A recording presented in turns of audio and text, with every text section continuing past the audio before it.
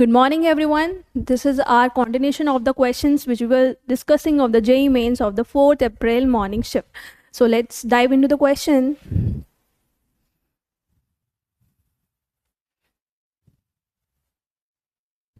Question is on your screen. This question is asking that arrange the following functional groups in increasing order of the electron withdrawing effect, right?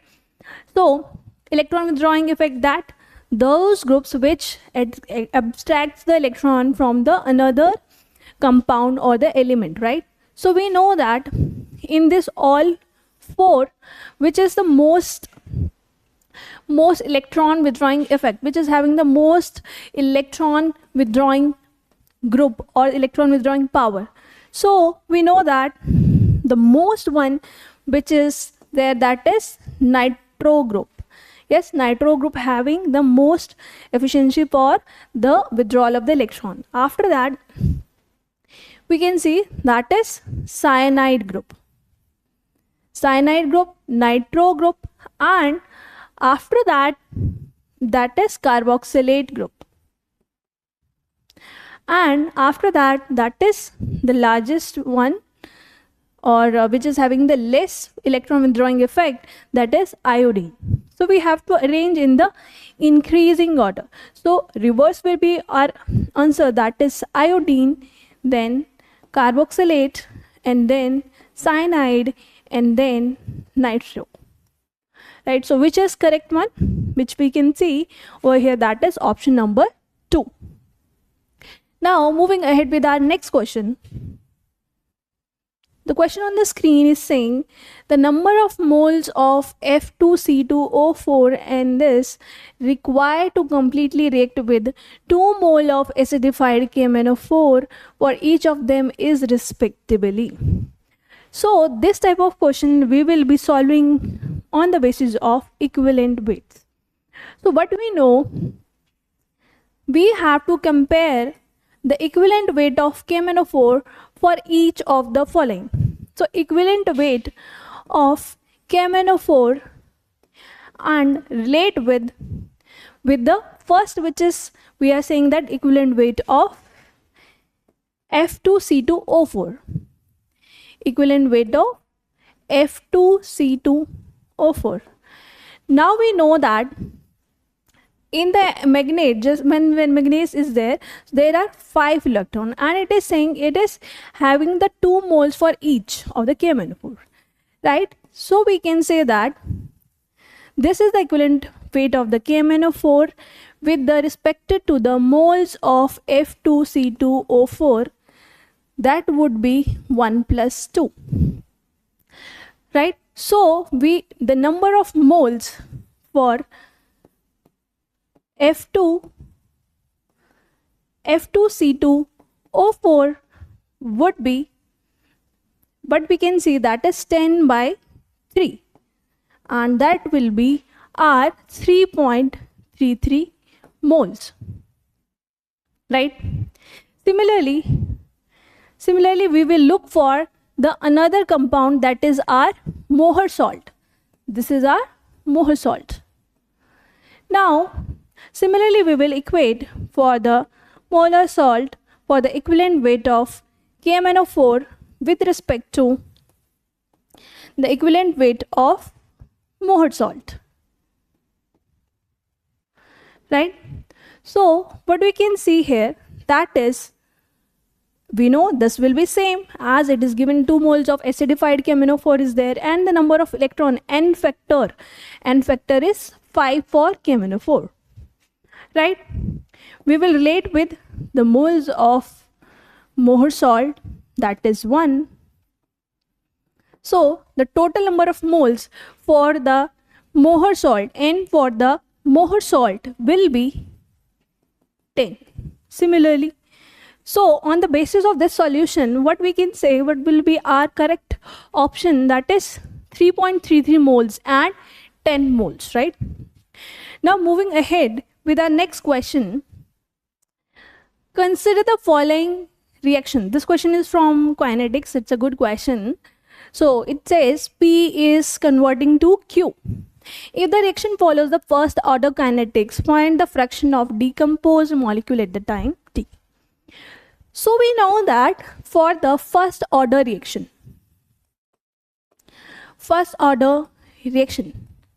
what do we know? The formula is AT is equals to A naught e to the power minus KT. And the question is saying that there is decomposition. So due to the fraction of decomposition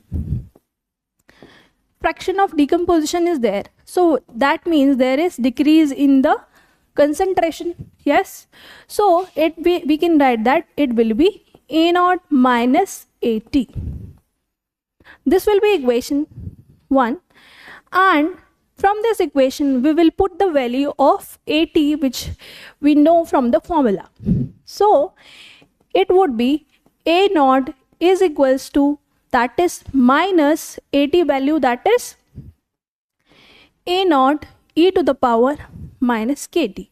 What we can see over here, we can take the common, right? That is A naught 1 minus e to the power minus KT. Right.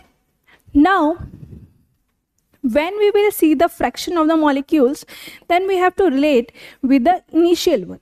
So, with relative to the initial concentration, what we see, what will be the change? Then it will be 1 minus e raised to the power minus KT. So, which option is the correct one over here? That is 1 minus e raised to the power minus KT. Yes, now moving ahead with our next question. This question says that 4 grams of solute dissolved in a certain amount of solvent and its vapor pressure decreases from 760 to 750, and 4 grams of the same solute is in the same amount causes increase of the boiling point by 0.15 degrees Celsius, and you have to calculate the molar mass of the solvent, that's M. Now from this question, we are able to say there are 2 different scenarios. One is of the vapor pressure and another is of your elevation in boiling point. So from the vapor pressure, what we can say that P naught minus of the solution upon P naught is equals to number of moles upon total number of moles of solution, right? So P naught, what is the P naught over here? That is 760 minus 750 upon 760. That would be upon 760, right? So that would be our 1 upon 76, right? From here, now another one, which is our elevation and boiling point, that we can say the formula is delta TB is equals to KB into M, right? In this case, both the values are given. Delta TB is 0.15 and what is KB? That is 0.5. So simply we can calculate the M. So our M will be 0.15 upon 0.5, that would be 0.3, right? And we know the formula that molarity is equals to N upon number of moles upon total number of moles of the solution into 1000, right? Now what we can see over here, upon M, this is your mass of the solvent which you need to calculate. From this formula we can put the values, that is 0.3 into N upon N. This value is R1 upon 76. We can directly put it, right? So we can directly put the values, that is equals to 1 upon 76 into 1000 upon mass of solvent which we need to calculate, right?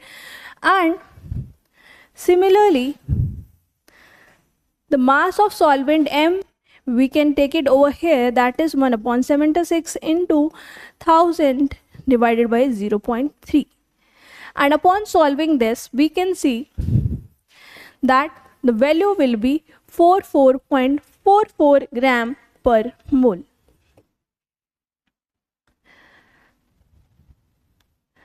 So from the solution, we can look for the correct option, which will be our correct option, that is 44.44.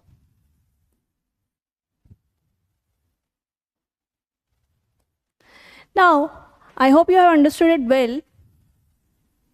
Now moving ahead with our next question. An organic compound on the reductive ozonolysis of the following compounds. So tell which is the organic compound.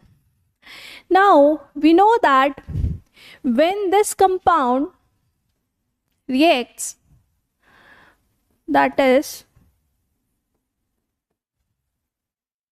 when this compound reacts and in the presence of ozonolysis, or we can say the reductive ozonolysis, what do we see? The products formed, that is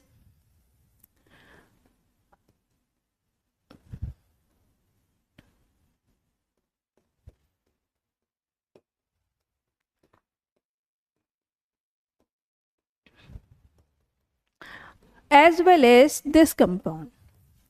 So upon the ozonolysis of the following compound, we know that these are the following compounds which are formed, right? So on the basis of this reaction, what we can say would will be our correct option, option number 3. Now moving ahead with our next question. This question says 112 decimeter cube of SO2 is given at the STP, the number of moles and the number of molecules of SO2 respective. This is a very easy question, and basically this is of some basic concepts of chemistry. Now what we can say, that it is asking for the number of moles, and we know that when the volume is given, standard volume is given, and the volume is given, we can easily calculate the number of moles, right? So how we can calculate the number of moles? That is, what is the volume given in the question? That is given volume divided by the volume at STP, that is 22.4, right?